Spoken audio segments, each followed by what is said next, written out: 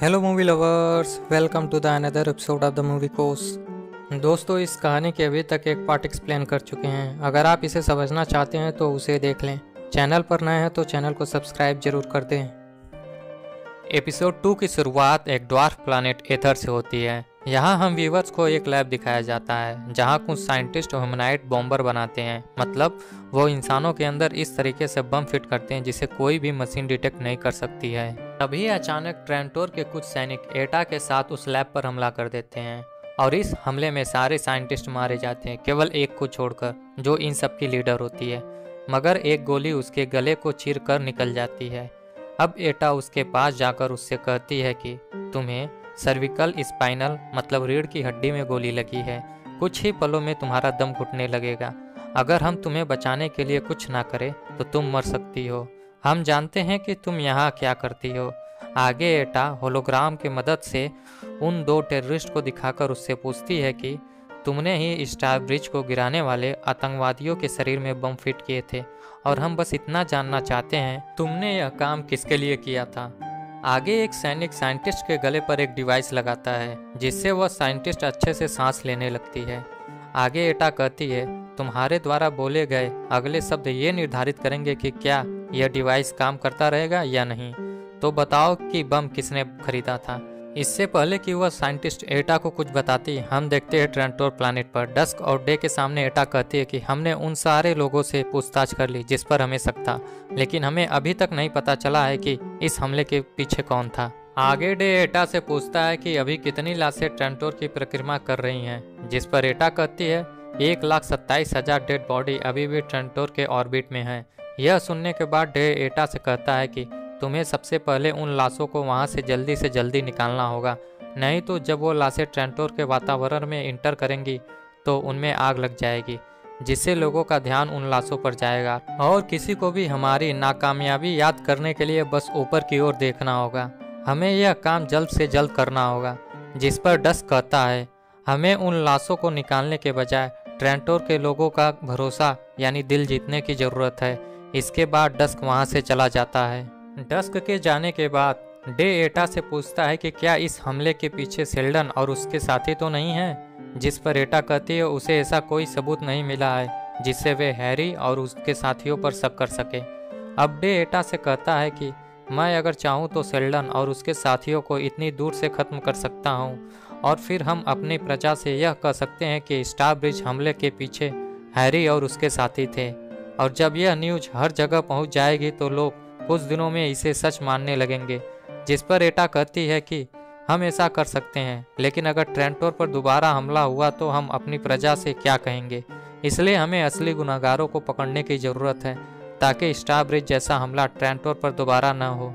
फिर हम उस शिप को देखते हैं जो गेल और हैरी को फाउंडेशन बनाने के लिए टर्मिनस प्लैनेट पर ले जा रही होती है और हमें यहाँ पता चलता है कि रेंच और गेल एक दूसरे से प्यार करने लगे हैं, लेकिन ये बात वे हैरी से छिपाते हैं और इनकी बातों से हमें पता चलता है कि अभी भी टर्मिनस ग्रह पर पहुंचने में 54 महीने लगेंगे। टर्मिनस एक अनहैबिटेबल प्लैनेट है, इसलिए गेल कुछ लोगों के साथ टर्मिनस प्लैनेट जैसे सिमुलेशन प्रोग्राम में ट्रेनिंग करती है। इस सिमुलेशन में उन्हें ऐसा लगता है जैसे वे टर्मिनस प्लैनेट पर ही हैं। यहाँ सिवान एक पत्थर में ड्रिलिंग मशीन से छेद करती है। गेल उसे आगाह करती है कि वहाँ पर कुछ मात्रा में पारा और आर्सेनिक है, इसलिए उसे सावधानी से ड्रिल करना चाहिए, नहीं तो विस्फोट हो सकता है। तभी गेल को मेगाफोना की आवाज़ सुनाई देती है। जैसे ही गेल उसके पास जाती है मेगाफोना उस पर हमला कर देती है। गेल को खतरे में देखकर उसके साथी मेगाफोना पर गोली चला देते हैं। वातावरण में आर्सेनिक होने के कारण वहां विस्फोट हो जाता है और वे सभी लोग मारे जाते हैं। यह तीसरी बार है जब वे ट्रेनिंग सिमुलेशन में फेल हुए हैं।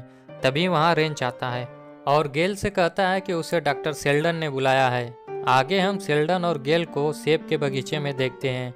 यहाँ हैरी गेल से कहता है कि यह सेब का पेड़ जिसे हमने इंपीरियल गार्डन से लिया है, ये पेड़ रोबोट वार से भी ज़्यादा पुराने हैं। और आगे उनके बातों से हम व्यूवर्स को पता चलता है कि टर्मिनस ग्रह पर पहुंचने के बाद 5 साल के अंदर ही उनके लगभग 34% लोग मारे जाएंगे। और फिर हैरी उसे फाउंडेशन बजट आवंटन में खुद की जगह गेल को जाने के लिए कहकर वहां से चला जाता है। सीन शिफ्ट होता है और हम देखते हैं ट्रेंटोर प्लैनेट पर डे और डॉन एंड क्रेयन प्लैनेट के डिप्लोमेट जैन डन और टेस्पेस प्लानिट के डिप्लोमेट संयम से के साथ मीटिंग में होते हैं। यहाँ डे उन दोनों डिप्लोमेट को स्टार ब्रिज पर हुए हमले की रिकॉर्डिंग दिखाता है, जिसमें एक आतंकवादी मरने से पहले एनक्रियान प्लानिट के पुराने हंटिंग गीत को गाया था, वही दूसरे ने थेस्पियन प्लानिट के एक क्रांतिकारी नारा बोलने के बाद खुद को बम से उड़ा दिया, जिससे हमें पता चलता है कि वे दो आतंकवादी एनक्रियान और थेस्पेस प्लानिट के निवासी होते हैं।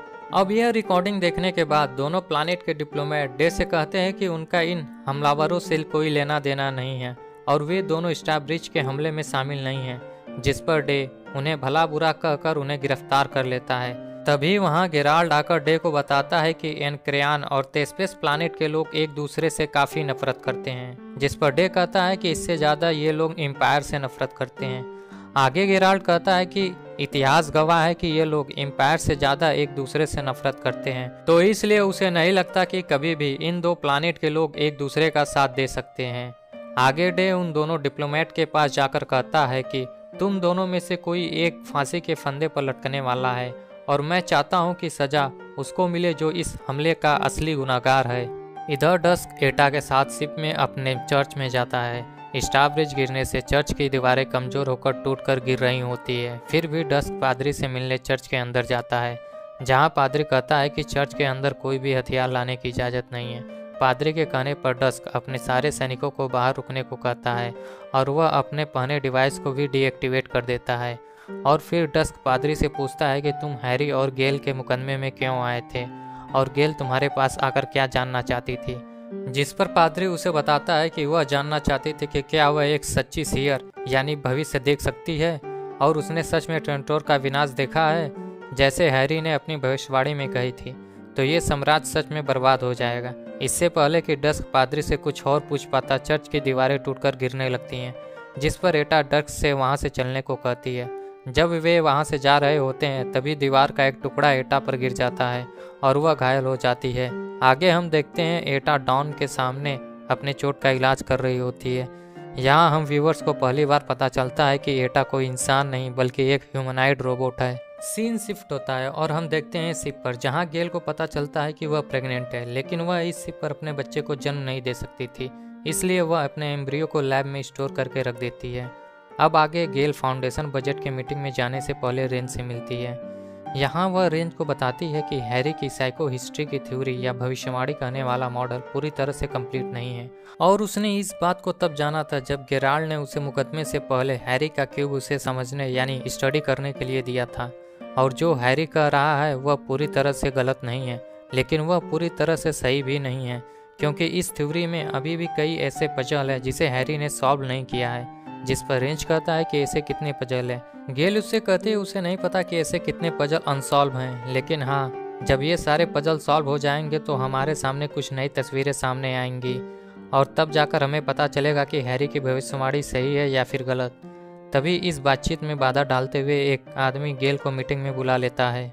इधर हम डस्क को एनक्रियान और थेस्पेस प्लानिट के डिप्लोमेट के साथ ड्रिंक करते हुए देखते हैं। यहाँ डस्क उनसे कहता है कि तुम मरने वाले हो और डे तुम्हें जरूर मारेगा। आप लोगों ने जो किया है उसके लिए फांसी की सजा भी कम है। इसके बाद डस्क वहाँ से चला जाता है।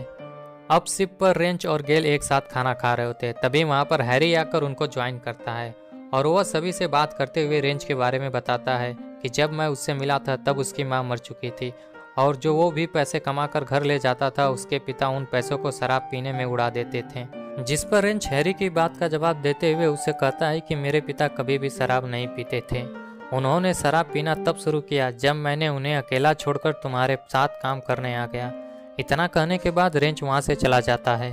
और इधर हम डस्क, डे और डॉन को डिप्लोमेट की सजा के बारे में बात करते हुए देखते हैं। यहाँ डस्क कहता है कि अगर हम लोग उन्हें माफ कर देते हैं तो इसका एम्पायर पर अच्छा असर पड़ेगा। आगे डे और डस्क डॉन से पूछते हैं कि स्टार ब्रिज हमले के बाद उसे कैसा महसूस हो रहा है, जिस पर डॉन कहता है वह इस घटना से डरा हुआ है। आगे डे कहता है इस घटना से तुम ही नहीं बल्कि पूरा साम्राज्य डरा हुआ है और इसीलिए हमें अपने लोगों का भरोसा जीतने के लिए अपनी ताकत दिखानी होगी। और डॉन रोते हुए डे को गले लगा लेता है। अब आगे हम देखते हैं कि दोनों प्लानिट के डिप्लोमेट को सबके सामने बंदी बनाकर पेश करते हुए डे सबसे कहता है कि प्रथम क्लियोन से लेकर हर एक क्लियोन का वादा था कि वो इस एम्पायर के शांति के लिए कुछ भी करेंगे और वे इस शांति को हमेशा बरकरार रखना चाहेंगे, चाहे आज हो या कल। और जो भी इस शांति को भंग करेगा उसे एक बड़ी कीमत चुकानी पड़ेगी। आगे डे कहता है कि स्टार ब्रिज के हमले से ट्रेंटोर काफ़ी गंभीर रूप से घायल हो गया है। ट्रेंटोर का कोई भी ऐसा नागरिक नहीं है जिसे नुकसान न हुआ हो। यह दर्द हमारी आने वाली पीढ़ियां भी महसूस करेंगी।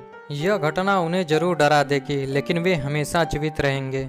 आगे डे उन दोनों डिप्लोमेट की ओर देखकर कहता है कि हमारी दुनिया और हमारे लोग हमेशा जीवित रहेंगे, लेकिन तुम और तुम्हारे लोग जरूर मारे जाएंगे।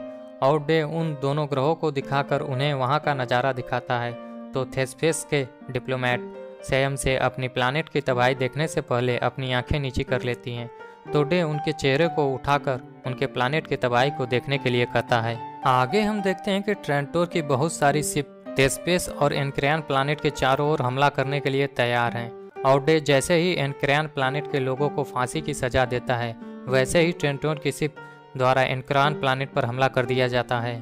और डे जैसे ही थेस्पेस प्लानेट के लोगों को फांसी की सजा देता है, वैसे ही ट्रेंटोर की शिप थेस्पेस प्लानेट पर हमला करना शुरू कर देती हैं। फिर डे उन दोनों डिप्लोमेट से कहता है कि तुम लोग अपने प्लानेट पर वापस जा सकते हो और तुम लोग वहां जाके अपने लोगों से कहना कि तुम उन्हें मरने और अपने प्लानेट को बचाने में नाकारा साबित हुए हो। इधर शिप पर रेंच हैरी को चाकू मार देता है। तभी वहां गेल आ जाती है। वह हैरी को बचाने की काफ़ी कोशिश करती है, लेकिन हैरी मर जाता है।